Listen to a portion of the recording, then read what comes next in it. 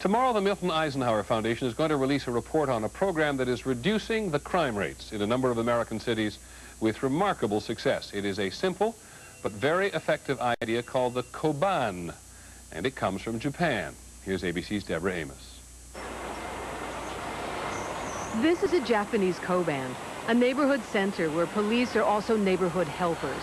With thousands of Kobans in Japan, the country is one of the safest in the world. This is a Koban in Columbia, South Carolina, and a model for community policing borrowed from Japan. Home base is Gonzales Gardens, a housing project once plagued by drugs and nightly gunfire. The reason why the Koban is located in this building, on that corner was a drug-infested corner. Now that corner is drug-free.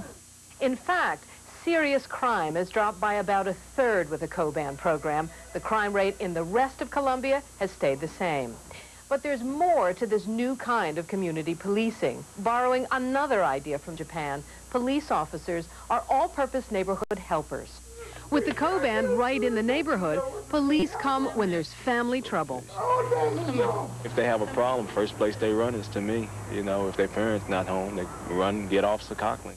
Part of the Koban program is being there all the time. They see us human beings. We take off the uniform sometimes and go out and play a basketball game. Right here, let me see what you got. Or toss a football with teenagers.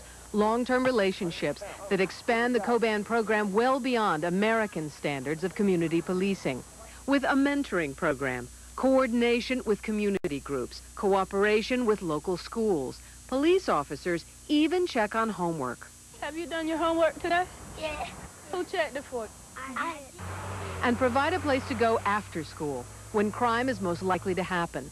Here, they meet role models and learn paths to success. The best measure of success is in these faces here. Deborah Amos, ABC News, Columbia, South Carolina.